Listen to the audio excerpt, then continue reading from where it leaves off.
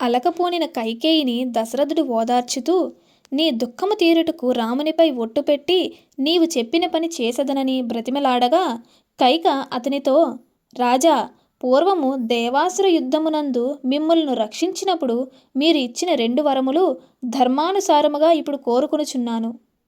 తీర్చనిచో ఇప్పుడే ప్రాణములు విడిచెదను అని అంటూ, మొదటి వరముగా ఈ అభిషేక సంబరములతో భరతుని రాజ్యాభిషిక్తుణ్ణి చేయుట, రెండవ వరముగా రాముణ్ణి 14 సంవత్సరములు నారచీరలతో అరణ్యవాసమునకు పంపించుట అను 2 కోరికలు కోరెను.